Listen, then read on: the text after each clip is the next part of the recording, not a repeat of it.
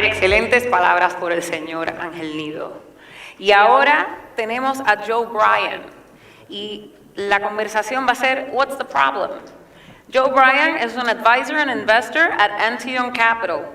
He's the creator of the viral What's the Problem YouTube sensation, which is translated worldwide, and he is Bitcoin's sharpest problem spotter. He's an Oxford physicist turned Bitcoin investor and educator.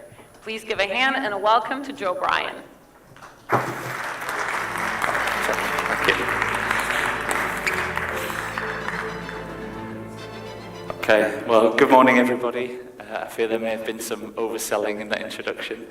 But I'm delighted to be here at Spain's first major Bitcoin conference. So thank you to Aldona and the team for the kind invite. Now, apologies, I don't speak Spanish, so this is going to be in English. However, you can find a version of this online fully in Spanish with Spanish slides and Spanish vocals over the top if you wish to do so and share it with people afterwards. So please help yourself. Now, Bitcoin is, after 17 years, remains a broadly inaccessible topic for the vast majority of the population, sadly. Now, it tends to be everything you don't understand about money, with everything you don't understand about technology, and that is scary for a lot of people, especially when they rely on media sources which themselves don't understand it. And so, a year ago, I set out to create something that anybody, anywhere, from any background or any age could watch and within 30 minutes understand why the world needs Bitcoin and be motivated to then go and learn about it. And so that's what I'm going to take you through today. So what is the problem? Well, there's too many. I could have written twice as many things down on this screen. I just happened to choose these. Like everybody in the room, everybody in the world has this sense inside them that things are not going in the right direction. The world is becoming a harder and harder place, despite our technological advances. And society is corroding. And we would see a list of problems that are ever growing, but we would view them as independent issues. So what does the cost of living have to do with social instability and the addiction crisis, homelessness and wealth inequality?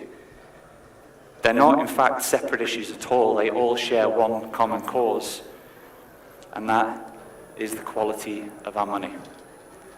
And I'm going to show you today, through a story, how this is the case.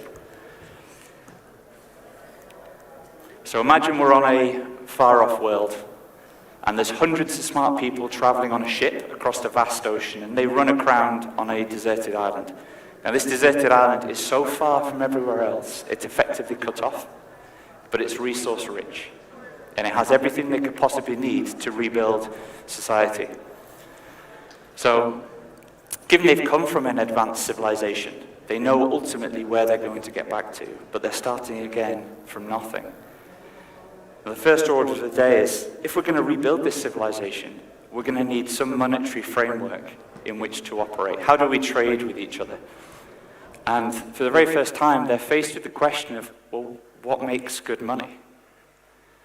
And you have to suspend your disbelief slightly further. Despite being in rags and not having anything, they can create whatever technological innovation they would choose for their monetary system. And so, given that ability, they don't just create good money, they decide to create the perfect money. And the perfect money is absolutely scarce. It has a fixed supply forever and is costlessly and instantly verifiable by anyone at any time. So you can always be sure nobody else is creating any for free. It's portable. It needs to be effortless to move and store with negligible costs. It needs to be divisible. And the perfect money would be infinitely divisible. It needs to be durable. It's got to last forever. It can't rot or deteriorate.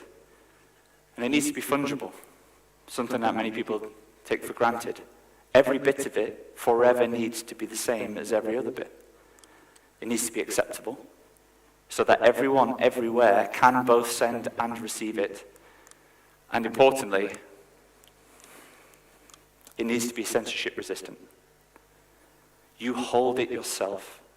You don't require a third party to hold it on your behalf, and nobody can stop you sending or receiving it or take it off you.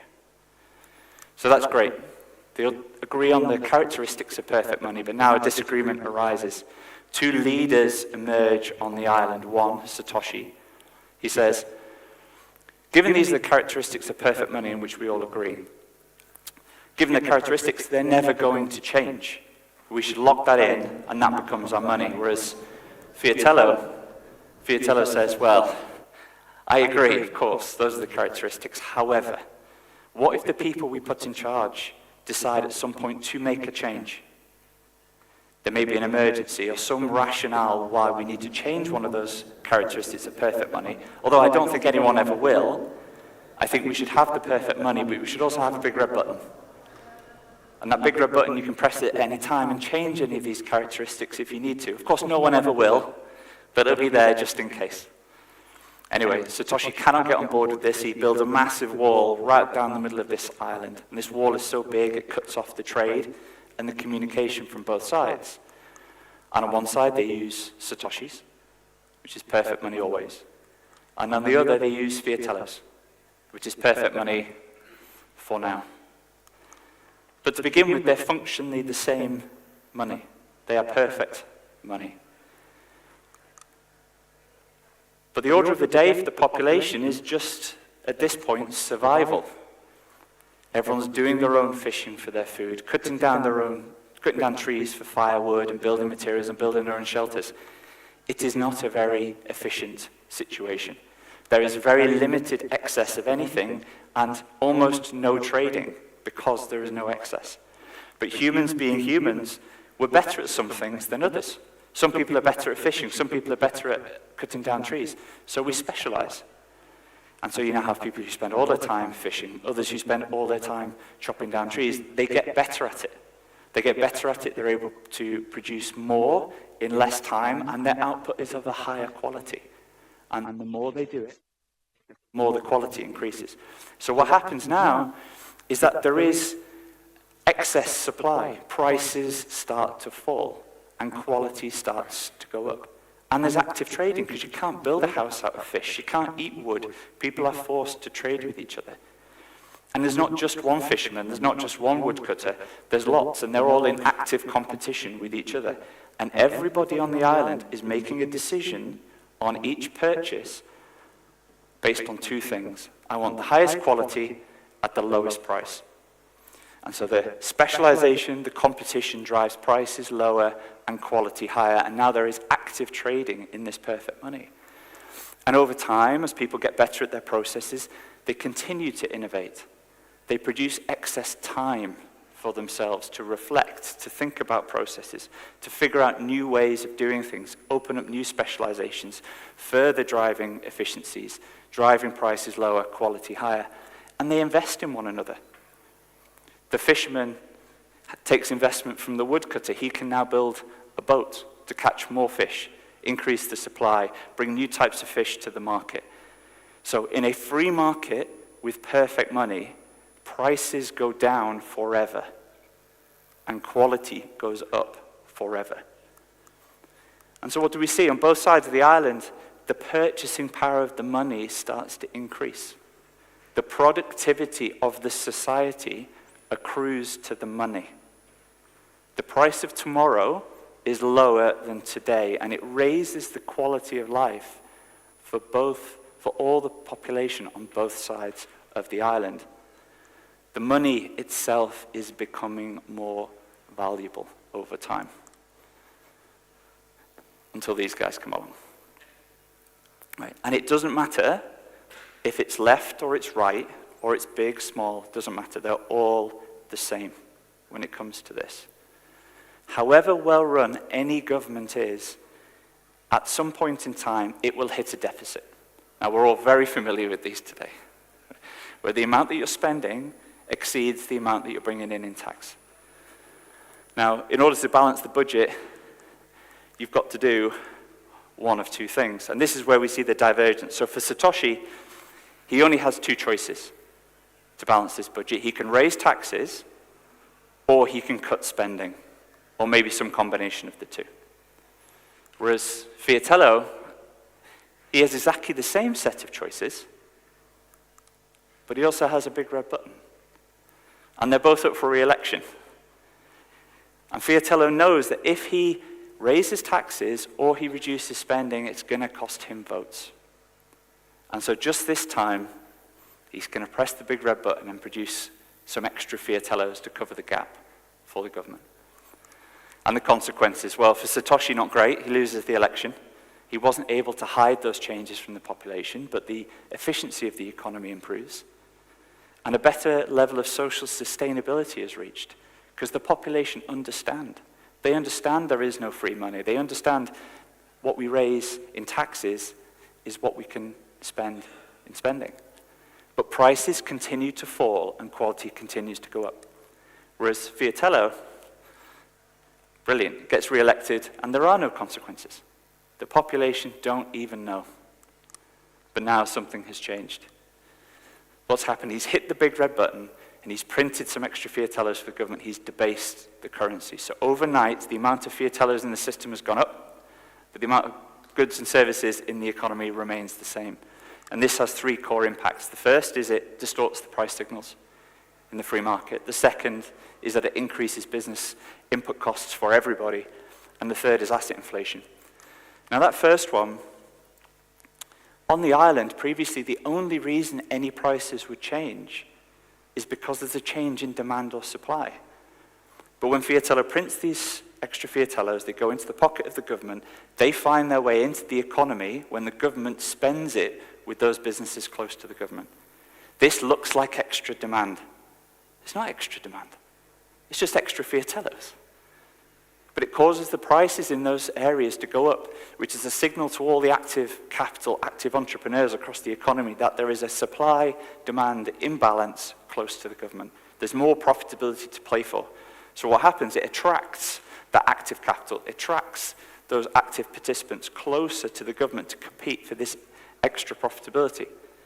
It removes them from the competitive pressures they were adding in the rest of the economy further from the government. The prices stop falling, the quality stops increasing. And this is just a misallocation of capital, both real and human. And this leads to business input cost increase. So as those first recipients of the money, they spend building their own businesses, continuing their own businesses, they use the same inputs as everybody else. People, energy, raw materials. These extra Fiatellos start to find their way into the rest of the economy, raising the input costs for every business, whether you are close to the government or not. And every business out there is run by somebody who is constantly doing a risk-reward calculation. Running a business is not risk-free. I'm taking on risk, and my reward is my expected profit.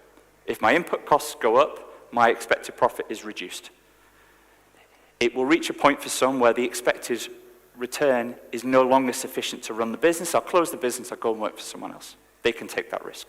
So you start to see businesses close. For those businesses that want to remain open, they need to find some way of re-establishing their profit margin again.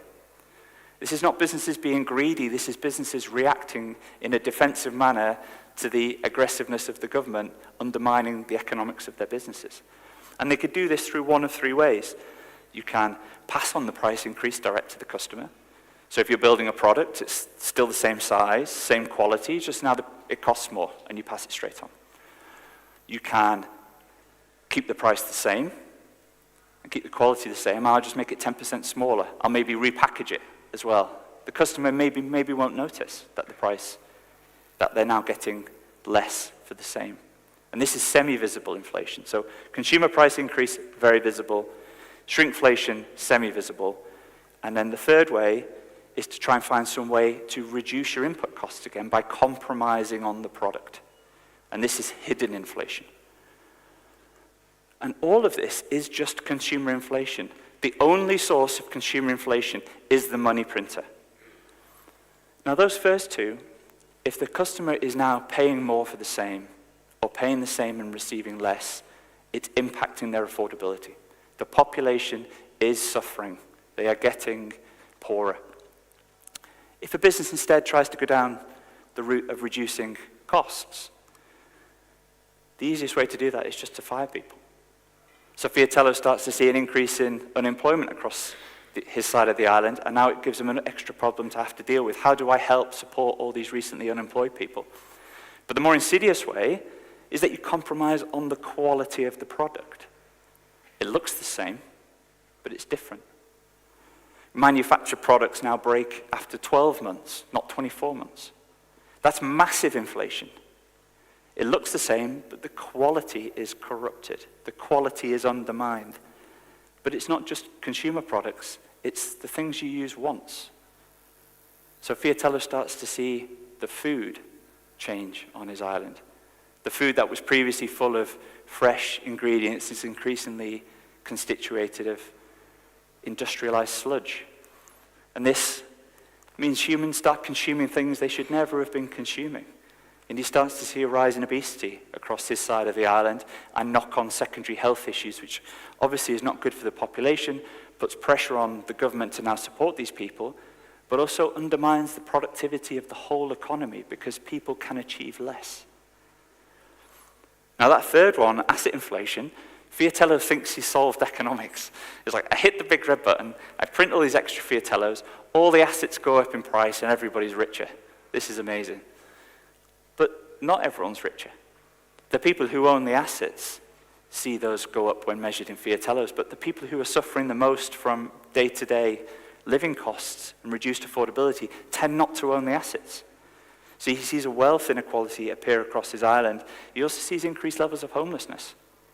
House prices go up, rent goes up, people struggle to keep a roof over their head, and yet more pressure on the government. And because asset prices are now going up, the house prices are going up, the stock market's on fire, speculative assets are going to the moon, it becomes common wisdom. You don't keep the Fiatellos in your pocket. You've got to be invested. If you're not invested, you're a fool. You get more leverage, more speculation pushed by the banks, the individual level, the business level, and the state level. Everyone gets stocked full of debt. And when you have more debt in the economy, you have house prices that are driven from Fiatello debasement as opposed to productive price increases. At the same time as you have reduced affordability in the population, it means you can't buy a house anymore on one salary. You need both parents working to afford somewhere to live. And when both parents are working, you see the breakdown of the nuclear family. They spend less time together. There are more stresses at home. You compromise on having the children you want to have because the economics don't work anymore. If you want to keep the roof over your head, you can't afford the children. So he starts to see a declining birth rate across the population. For many who are not in the position to be purchasing a house or getting married, they're still renting, but now they're struggling to lay down roots. How do I lay down roots for 3 to 5 years if I can't rely on the landlord not having to jack the rent up every 12 to 24 months? My horizon shortens. I start to think more about today, not tomorrow. I'm never going to be able to buy a house, so why should I even save? I'm going to live my best life. I'm going to go on holiday. I'm going to do all these things, prioritizing short-term, not long-term. You start to see people who are even in a worse position. They struggle to feed themselves and their families, home themselves and their families. They start to slip into hopelessness and addiction and destructive behavior because it's a treadmill of decline with no hope of any other outcome.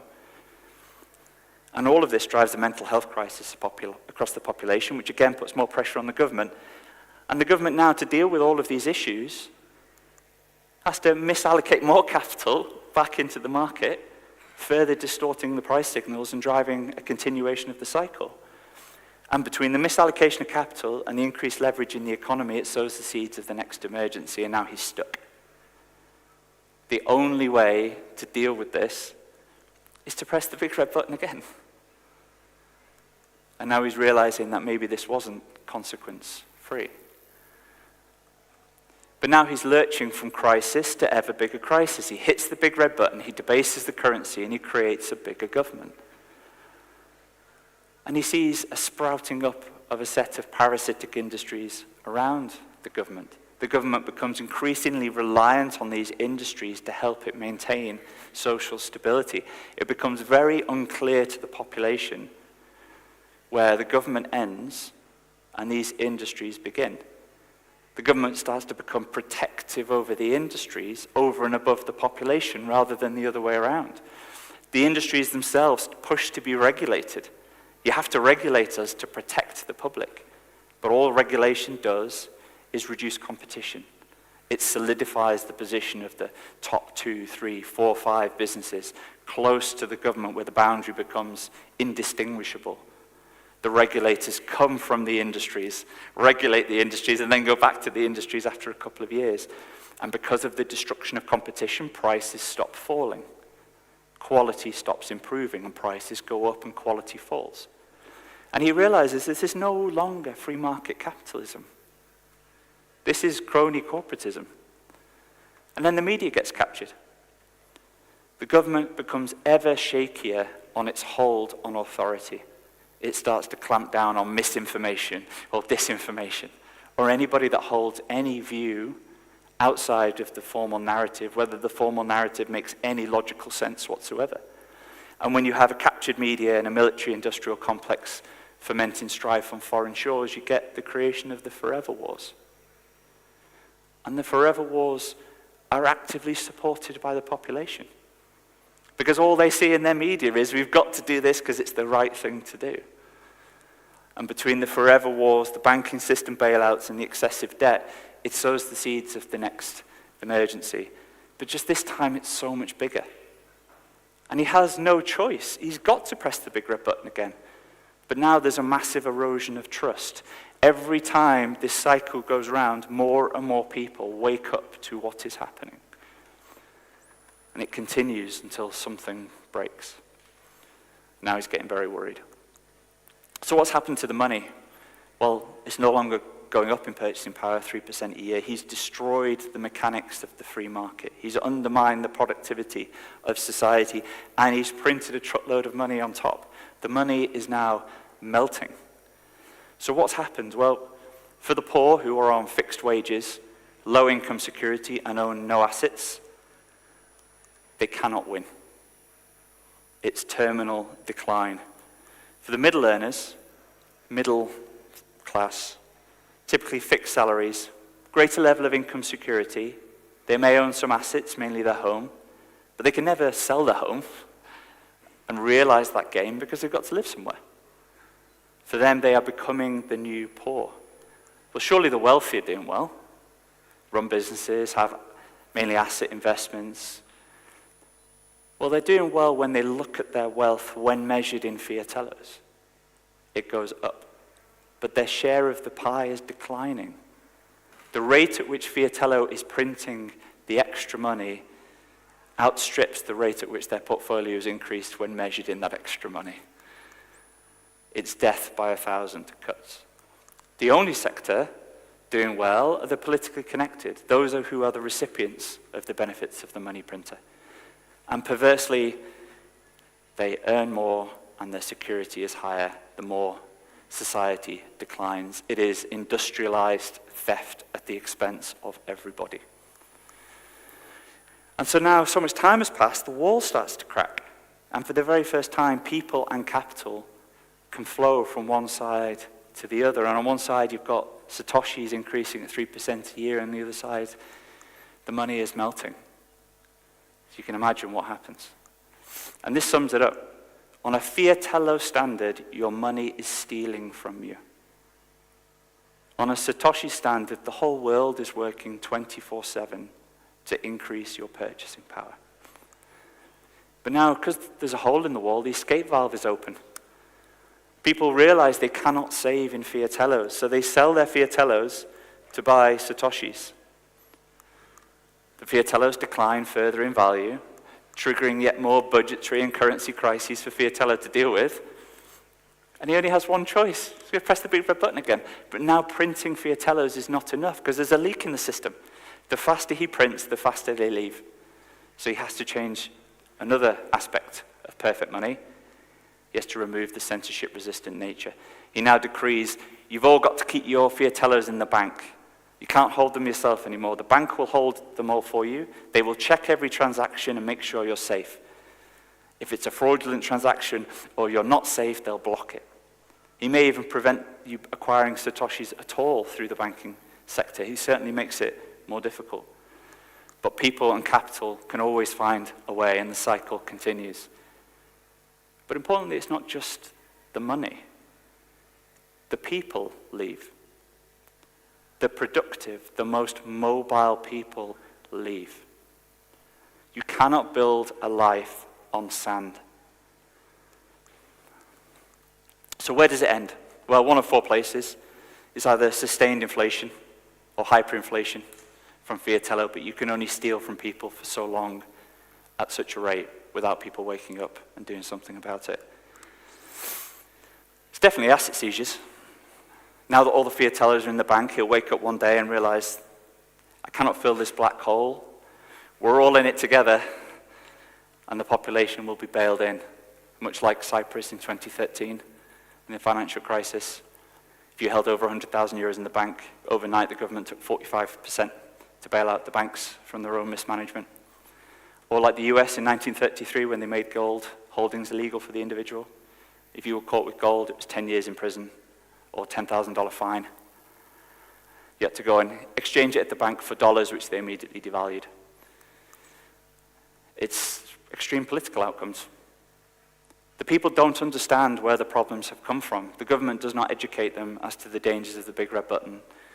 They glorify the use of the big red button in the whole economic framework. And at every stage here, every problem, the solution has been more government involvement. And that only ends up in one place, or something worse.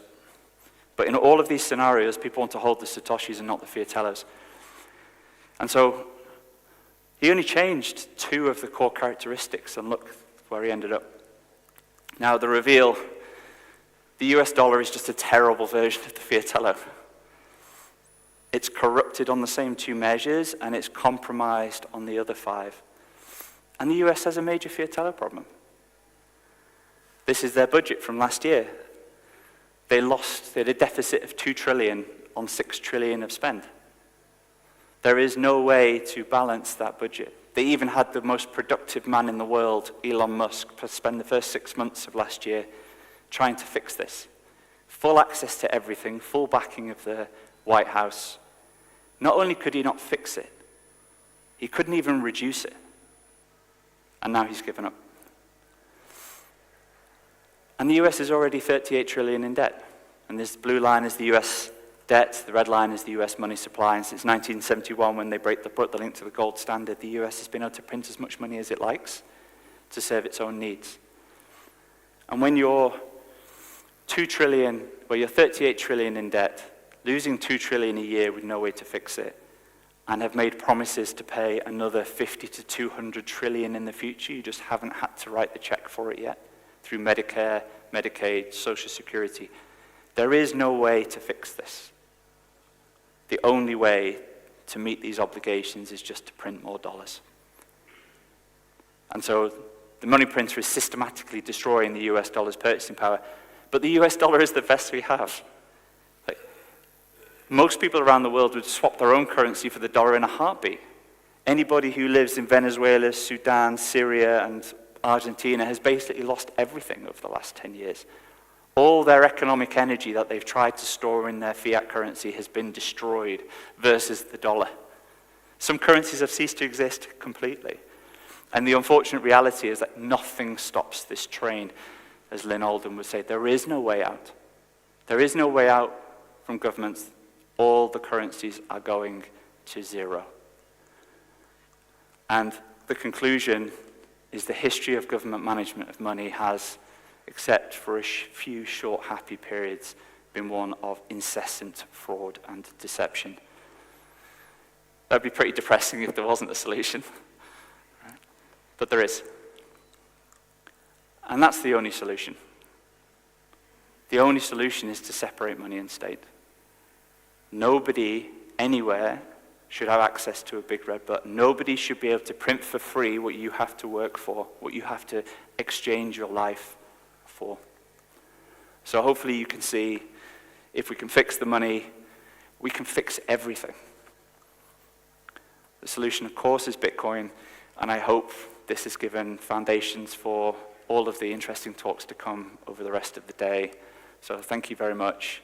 And you can find the video here in lots of different languages. Please try and help as many people around the world as possible see this. Thank you very much.